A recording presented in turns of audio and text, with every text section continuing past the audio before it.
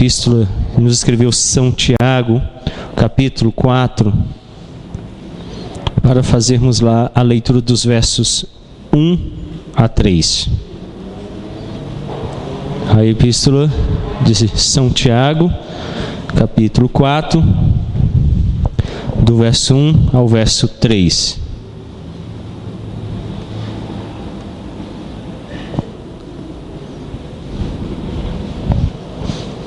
Vamos fazer a leitura para a nossa meditação esta manhã de domingo. De onde procedem guerras e contendas que há entre vós? De onde? Senão dos prazeres que militam na vossa carne? Cobiçais, nada tendes. Matais e invejais, e nada podeis obter. Viveis a lutar e a fazer guerras, nada tendes, porque não pedis. Pedis e não recebeis, porque pedis mal, para esbanjardes em vossos prazeres. Oremos. Deus, agora diante da palavra santa nos colocamos, crendo que a mesma é a voz de Cristo falando aos nossos corações. Então rogamos com toda sinceridade, quebranta os nossos corações que são duros, para ouvir a Tua voz. Bondoso Deus, permite que o nosso entendimento seja moldado pelo Espírito, para compreendermos a Tua voz e assim nos dobrarmos a ela, sendo não só ouvintes, mas praticantes. É o que rogamos em nome santo de Cristo. Amém. A fé sem obras é morta. Essa tem sido a nossa caminhada pela epístola de São Tiago. E a ideia do porquê oramos, o que nos dirige a orar? Pensando nessa epístola, Tiago ele escreve para os cristãos perseguidos, aqueles irmãos da dispersão, que por causa da fé no Evangelho tinham sido dispersos por toda a região. Ele então os encoraja a buscarem sabedoria, fortalecerem a fé e vivê-la por meio de obediência a Deus e no relacionamento com o próximo. Então a epístola fala dessa busca por sabedoria para que a fé seja uma fé viva e obediente a Deus numa prática ética para com o irmão, para com o próximo. Vocês devem se lembrar dessa ocasião aqui, ficou conhecida como a oração da propina, onde o pastor e deputado Rubens César Brunelli Júnior, do PSDF, fez uma oração invocando o nome de Deus e a proteção de Cristo sobre o ato ilícito que ele praticava junto com outros bandidos. E a oração então ficou mundialmente conhecida como a oração da propina, uma oração a qual se invoca a Deus para proteger o ato da propina, da corrupção, do roubo, da bandidagem. Olha no que a oração se transformou. A oração se transformou em uma coisa ilícita. A oração perdeu o sentido a ponto dela ser invocada e utilizada para validar o que é mal, para pedir proteção sobre aquilo que é mal. Depois, para que vocês possam recordar isso, procurem na internet o vídeo e ouçam a oração. Ele pede que Cristo proteja aquele grupo. Num determinado momento ele diz assim: Senhor, nos guarda de qualquer oposição. E ele pede então que ele e os demais praticantes daquele ato ilícito sejam protegidos. As nossas orações não são muito diferentes. Por que oramos? O que nos conduz a orar? Tiago começa mostrando um mal dentro de nós. Olha o verso 1. De onde procedem guerras e contendas que há entre vós? De onde é que vêm as guerras? Nós vemos os mais diversos níveis de combate: interior, exterior, relacional, financeiro, sexual. Em todos os níveis vocês têm guerras, combates, lutas. De onde vem isso? Tiago pergunta. E as contendas? Você tem contenda consigo com o seu próximo, com aquele que está mais distante. Em todos os níveis você tem contendas. De onde? E Tiago disse: não dos prazeres que militam na vossa carne. A inveja amargurada e o sentimento faccioso dão origem às guerras e contendas. Nós vimos isso semana passada. A inveja amargurada e o sentimento faccioso que está presente naqueles irmãos a quem Tiago está escrevendo, que está presente entre nós, que está presente em nós, dá origem então às guerras e contendas. Ele mostra que os prazeres que guerreiam dentro de nós é que são culpados por isso. Não é algo exterior, não é a sociedade, não é o governo que está vigente, é algo que milita na nossa carne, diz Tiago. É algo que luta na minha carne, não fora de mim.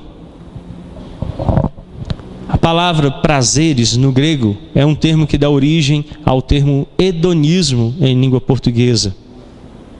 Então o hedonismo, aquela prática de autoadoração, é o termo que Tiago usa aqui dos prazeres que lutam na sua carne. Nós somos hedonistas por natureza. Nós gostamos de nos adorar.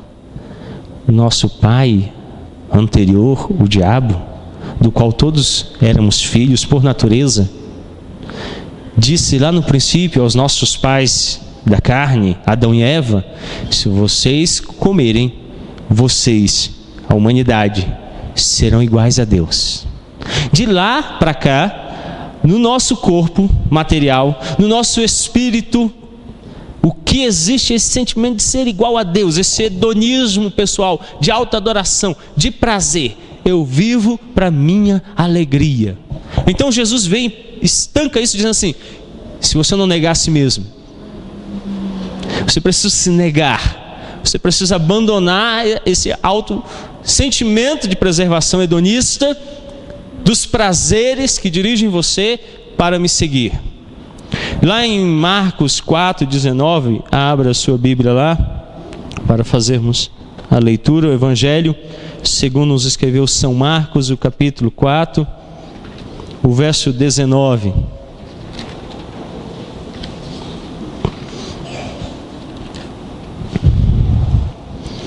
Mas os cuidados do mundo, a fascinação da riqueza e as demais ambições, concorrendo, sufocam a palavra, ficando ela infrutífera. Olha, de novo aqui é aquela ideia do hedonismo, dos prazeres, os cuidados do mundo. Tiago está falando que esses prazeres é que estão fazendo com que você viva na situação em que vive, de um hedonismo, de um prazer que dirige você, conduz você. E aqui então Marcos registra as palavras do Senhor Jesus Cristo na parábola do semeador, dizendo: os cuidados do mundo, a fascinação da riqueza. Olha como a riqueza fascina, como ela fascina. E ele continua e diz mais: as demais ambições, concorrendo com a palavra, sufocam a palavra. Agora o Evangelho segundo nos escreveu São Lucas, capítulo 8, verso 14. São Lucas, capítulo 8, verso 14. Aqui caiu entre espinhos, são os que ouviram, e no decorrer dos dias foram sufocados com os cuidados, riquezas e deleites da vida. Os seus frutos não chegam a amadurecer. De novo, existe uma série de situações que vão militar contra o espírito e sufocar a sua vida espiritual. Jesus então, nesses textos de Marcos 4,19 e Lucas 8,14, declara que as ambições sufocam a palavra de Deus. Tiago então começa lá o texto falando que nossas guerras, as nossas contendas que procedem do nosso coração pecaminoso, dos prazeres que militam na nossa carne, é que fazem com que haja essa distinção entre uma vida santa e uma vida ímpia. O Catecismo Maior de Westminster, a pergunta 178, diz o que é oração. Oração é um oferecimento de nossos desejos a Deus, em nome de Cristo, e com o auxílio de seu Espírito, e com a confissão de nossos pecados, em um grato reconhecimento de suas misericórdias. Eu quero que você observe o primeiro aspecto. A oração é um oferecimento de nossos desejos a quem? A Deus. William, você chegaria na sua mãe e diria assim: mãe, eu estou com vontade de fazer sexo. Se eu falaria isso para sua mãe, é impróprio, você concorda? É um desejo, mas dá para falar para a mamãe isso? Você chegaria sua mãe num policial e falaria assim: seu guarda, eu quero roubar aquele banco. Não dá para falar isso para a polícia, né? Você chegaria, Núbia, para o seu esposo e falaria assim: eu quero que você morra. Não dá para falar isso para ele, né? Como é que eu vou oferecer alguns desejos a Deus, se esses desejos aqui que ocorrem em homens pecadores, a gente não declara, a gente não anuncia? Quando a gente fica com raiva, a gente quer que a pessoa morra, mas ninguém chega assim e fica falando para a pessoa. Às vezes a gente cobiça, né? Ah, se aquele carro forte ali abrisse as portas agora. Se um carro forte capotasse na BR e o dinheiro voasse para todo lado e todo mundo começasse a pegar notas de R$100 e encher os bolsos, você ficaria parado olhando? Não precisa me responder. Não precisa me responder. Mas esses desejos da carne, de hedonismo, afinal de contas, ter o bolso cheio de notas de R$100 que facilmente se ganhou, é tão bom, você concorda comigo? Gastar R$100 que você 30 dias suou para ganhar é duro, mas gastar R$100 que você colheu no chão assim é uma moleza. Mas esses desejos não podem ser oferecidos a Deus. Como eu não ofereceria a minha mãe, a minha irmã, a um amigo, a uma amiga, a uma autoridade, alguns desejos, como intentaria eu esses desejos a Deus? São impróprios, indevidos. Então na oração você não pode colocar diante dele tudo que você deseja, tudo que você quer, porque a sua carne é dirigida por prazeres hedonistas, sentimentos egoístas, que são uma inveja amargurada de uma contenda facciosa. Então não dá para chegar diante de Deus e colocar todos os desejos invejosos, amargurados, de dividir. Não dá para colocar diante de Deus. Então, mesmo quando o catecismo diz que é um oferecimento dos nossos desejos, esses desejos precisam ser santos, precisam ser bíblicos, precisam ser feitos em nome de Cristo, com o auxílio do Espírito. No nome, eu já disse, não é citar o nome. Nós já tivemos a oportunidade às quartas-feiras, o ano de 2009, de janeiro a fevereiro, de estudarmos o que é oração na perspectiva reformada. Eu só posso orar aquilo que as Escrituras me autorizam pedir a Deus. Eu não posso orar nada que não esteja autorizado nas Escrituras. Então, quando eu falo no nome, eu falo daquilo que Cristo disse que eu posso falar, pedir ou requerer. Nada mais. Então eu não posso chegar lá no trabalho do Ribamar e pegar um carro lá e sair andando e dizer só: o Ribamar falou para pegar. Você mandou, Ribamar? Eu conheço o Ribamar, mas eu não posso usar o nome dele para isso, a não ser que ele tenha autorizado e me dito que eu posso usar o nome dele. Senão eu não posso. Eu não posso sair por aí usando, mesmo que eu conheça a pessoa, mesmo que eu me relacione com as pessoas, sem que ela tenha autorizado. Quando ela diz assim: faça isso em meu nome, ou na autoridade que lhe está sendo concedida, ou naquele cargo que lhe é próprio, aí eu posso. Senão, mesmo que eu conheça, mesmo que eu saiba que ele tem essa autoridade, mesmo que eu saiba que ele possa fazer aquilo, se ele não tiver me autorizado, eu não posso usar o nome dele. Então muitas pessoas na oração usam o nome de Cristo para coisas que Cristo não autorizou, não disse que você poderia fazer. Se ele disse: em meu nome você pode, então no nome dele você pode. Se ele não disse, não use o nome dele, porque ele não lhe autorizou a fazer isso. Nós temos aqui uma distinção muito clara no que seja a oração da propina e a oração que o nosso Senhor Jesus Cristo nos ensina a fazer. Então, em primeiro lugar, Tiago mostra que não oramos. Olha o verso 2: cobiçais e nada tendes, matais e invejais e nada podeis obter, viveis a lutar e a fazer guerras, nada tendes, porque não pedis. Tiago encerra dizendo assim: vocês não pedem. Meu irmão, Tiago não está supondo, ele não está pensando que... Ele está dizendo que literalmente nós não pedimos.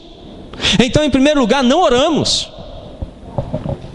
Um exemplo bem claro disso são as reuniões de oração da igreja. Essa semana, alguns irmãos vão receber a correspondência do pastor, exortando esses irmãos por não estarem participando das atividades da igreja. Quando você só vem no domingo, você está fazendo o mínimo do mínimo. E você está perdendo muito e deixando de crescer muito. E se você não está crescendo, você começa a me preocupar como pastor dessa igreja, porque você vai se tornar um peso para a igreja. Então, quando você olha a reunião de oração da igreja, você tem uma visão bem clara que a igreja não ora. A igreja não ora. Quando você tenta fazer uma reunião de oração em qualquer departamento, ministério, em qualquer nível da igreja, olha, é desgastante. É desgastante mesmo. Eu já falei aqui para vocês de um texto que eu comecei a escrever, não consegui concluí-lo. O texto se chama Como Desanimar o Ministro do Evangelho. E um dos pontos é esse: quer desanimar o seu pastor? Quer fazer com que ele largue o pastorado e vá procurar um emprego? Vá fazer outra coisa na vida? Não ore. Não ore. Então você pode fazer vigília, marcar oração de manhã, marcar oração na quarta-feira, marcar oração no sábado, marcar oração antes dos cultos. Qualquer coisa no que diz respeito à oração vai ter uma participação ínfima, pequena e insignificativa na vida da igreja. Apesar da oração ser algo tão marcante. E olha como Tiago é duro no verso 2: cobiçais e nada tendes. Vocês se lembram daqueles prazeres da carne? A gente vive de cobiça. Nós vamos ter uma série de sermões nos 10 mandamentos, e a gente vai ver o quanto a cobiça é perigosa.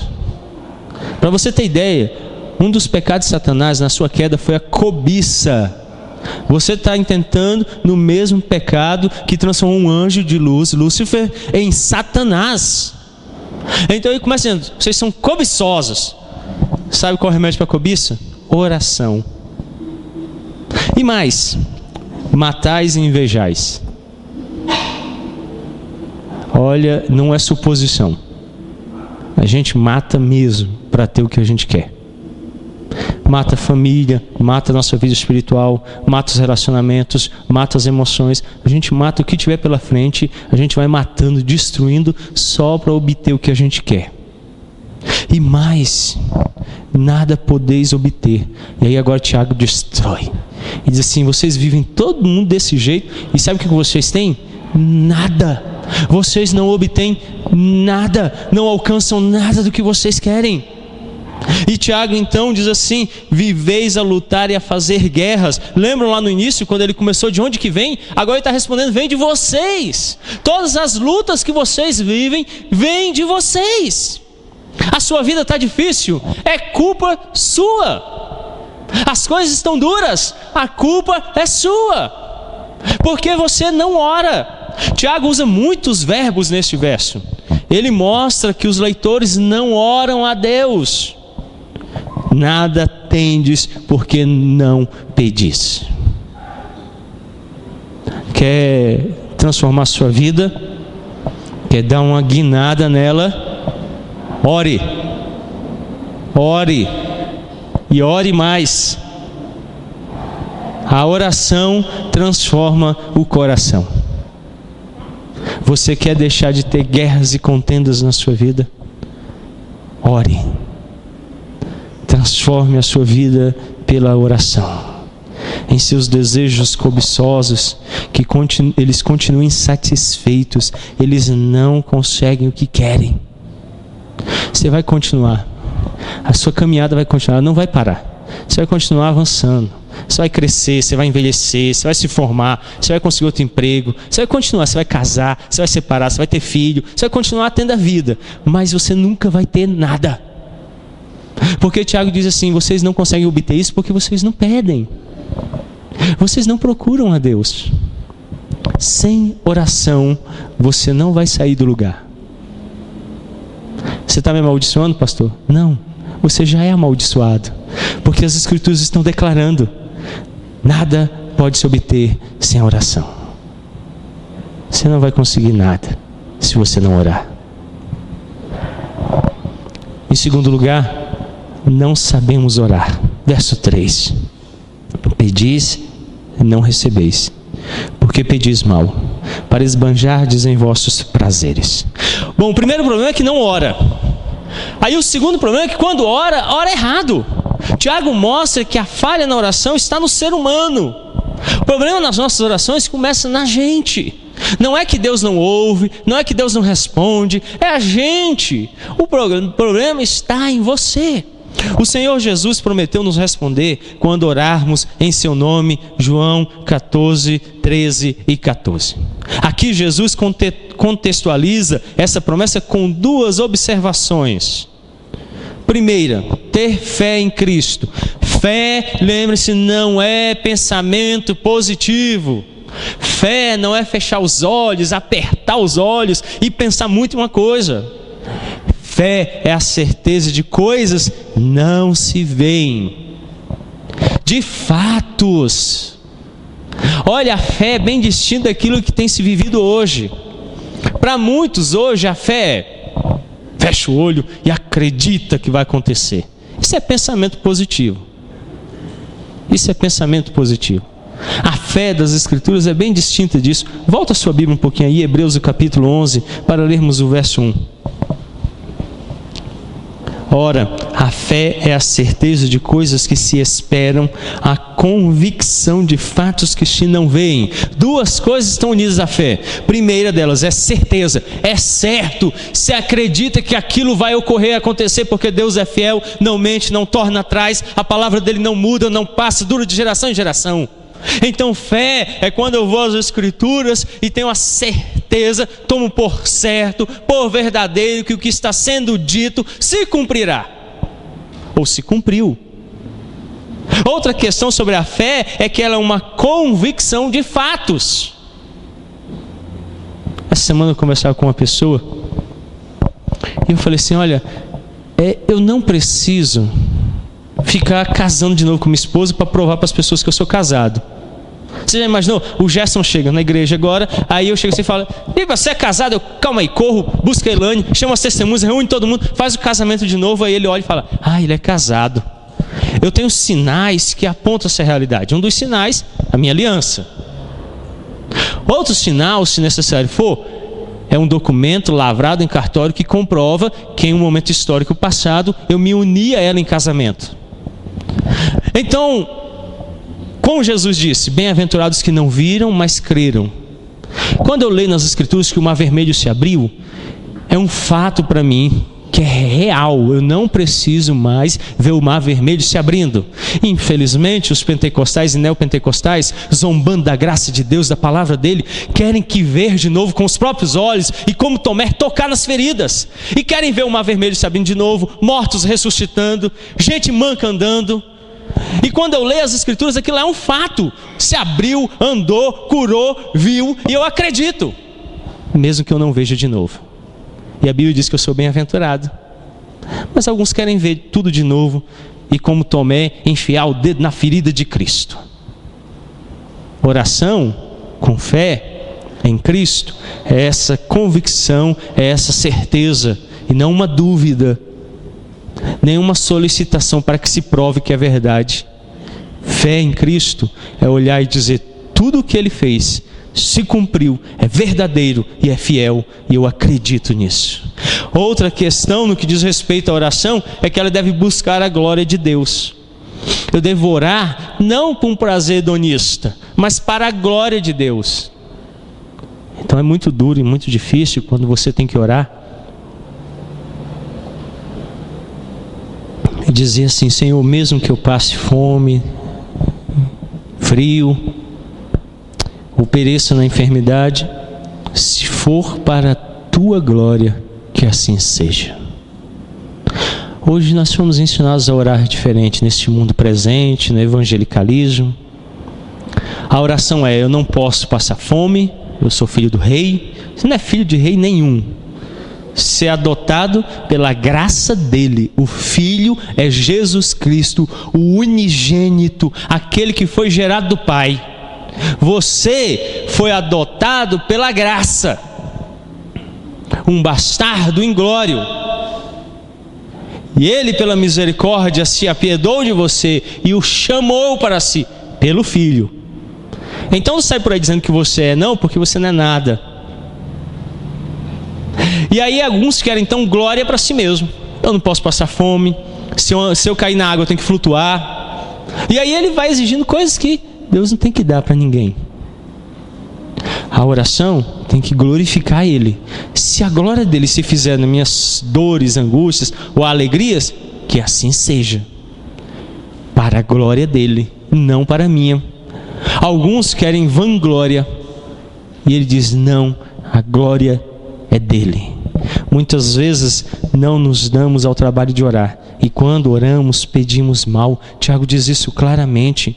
Olha só o verso 3: pedis e não recebeis. Por que a gente não recebe o que a gente pede? Tiago então explica: porque pedis mal, porque o pedido de vocês é errado, porque o que vocês estão pedindo não é para ser pedido. Querido, tudo que você pedir na oração precisa estar autorizado pelo próprio Cristo. Senão você não pode pedir. Você não pode exigir. Ninguém exige do empregador uma coisa que não é direito, que está registrado ou autorizado. Você só vai até o seu empregador e solicita aquilo que lhe é de direito.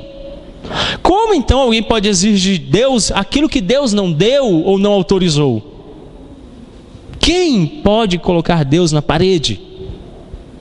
Então eu só posso pedir ao soberano, Senhor do universo, o Rei dos reis e Senhor dos senhores, aquilo que Ele autorizou, aquilo que Ele deu. Eu não posso pedir a Ele nada que Ele não tenha me dado. Eu não posso fazer isso com um rei. Eu não posso fazer isso com um soberano. Quem és tu, ó homem? É a pergunta que deve ecoar dentro de nossos corações. Então, pedimos para nosso hedonismo, para o nosso prazer. Tiago afirma isso claramente. Pedis mal para esbanjardes em vossos prazeres. Você pode fechar os olhos e fazer uma lista mental. Pensa nas 10 últimas coisas que você pediu a Deus em oração. Agora eu pergunto, dessas 10 coisas que você orou pedindo a Ele, quais delas dizem respeito à glória de Deus? Quais delas dizem respeito ao reino dEle? Quais delas dizem respeito à igreja? Qual delas dizem respeito ao anúncio do Evangelho?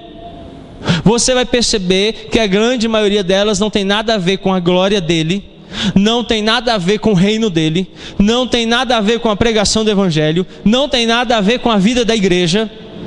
Só são coisas egoístas que você pediu para o seu bem-estar e o seu prazer pessoal. Nós oramos mal. O outro teste, esse é infalível. Encontra para mim um versículo bíblico que comprova cada pedido que você fez na sua oração. A grande maioria ora aquilo que quer, fala aquilo que quer. Eu já estive em cerimônia presidencial, sentado a poucos metros do presidente. Eu já falei à presença do governador do Distrito Federal. Em qualquer uma dessas situações, o que você vai falar é lido, você é vigiado, você não pode falar aquilo que você quer, você não pode se aproximar, você é instruído a ficar onde você está, e você só pode se apresentar se for procurado. Então, literalmente, o mestre de cerimonial diz: não vá, não acene, não fale, não pronuncie nada, a não ser que seja procurado. Se é assim com homens, como será com Deus todo poderoso e soberano? Você vai como você quer, você fala o que você quer, você pede o que você quer. É assim que funciona? Tiago diz: não, porque o que nós falamos é mal, o que nós pedimos é mal, e o fazemos para nos esbanjarmos nos nossos prazeres que militam na nossa carne. Por isso a oração precisa ser bíblica, porque nossa carne, o nosso prazer hedonista precisa ser mortificado pela graça. As nossas palavras precisam ser purificadas pela graça. Os nossos desejos precisam ser direcionados pela graça de Cristo. Ao orar, você precisa orar aquilo que as Escrituras dizem é para orar. Então, muito cuidado quando você for orar, porque você não vai receber se você pedir aquilo que é prazer carnal. Você precisa pedir aquilo que Deus quer que você peça. Curva sua fronte, feche os seus olhos. Vamos falar com Deus. Pai querido, o Senhor Jesus Cristo nos disse que tudo que pedirmos no nome dEle, Ele nos dará. Mas esse tudo precisa estar de acordo com o nome de Cristo. O nome que é santo, o nome que é justo, o nome que está sobre todo nome, o nome diante do qual todo o joelho deve se dobrar. Como pediríamos a Cristo alguma coisa que não esteja de acordo com a sua santa vontade? Como apresentaríamos diante de Deus desejos impuros, malignos e pecaminosos? Acaso zombaríamos nós da tua santidade, ó Deus? Livra-nos, ó Senhor Deus, de blasfemarmos a tua santa presença. Como nosso irmão Tiago nos disse essa manhã, não permita que aqueles prazeres que militam na nossa carne dirijam os nossos lábios diante do Senhor. Porque a única coisa que poderia estar diante de Ti seria a nossa cobiça, nossa inveja, as nossas guerras e lutas particulares de um coração corrompido. Por isso Tiago disse: nada temos, porque não pedimos. Então, ó bondoso Deus, livra-nos desta carga pecaminosa, purifica-nos com hisopo e ficaremos limpos. Ó Senhor Deus, mortifica o pecado em nossas carnes, tira o coração de pedra e dá um coração de carne. Assim, poderoso Deus, nos será permitido estar à Tua presença, para pedirmos, não para esbanjarmos em nossos prazeres, mas para rogarmos aquilo que glorifica o Teu nome. Que a nossa oração seja uma oração bíblica, que a nossa oração esteja de acordo com a palavra de Deus. O nosso Senhor nos ensinou a orar: seja feita a tua vontade. Então que a vontade de Deus permeie as nossas palavras, pensamentos e desejos. Que as nossas ações estejam de acordo.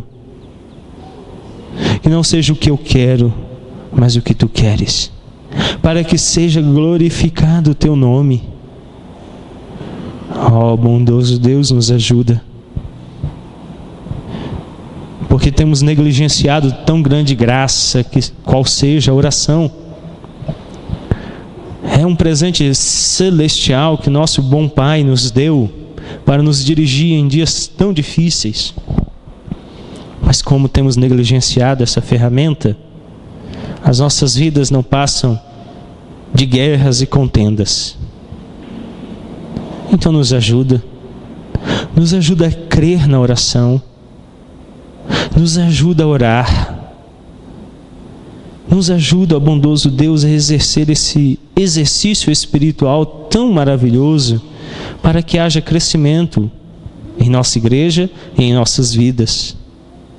Não permita que negligenciemos tão grande graça em busca, ó poderoso Deus, dos prazeres deste tempo presente.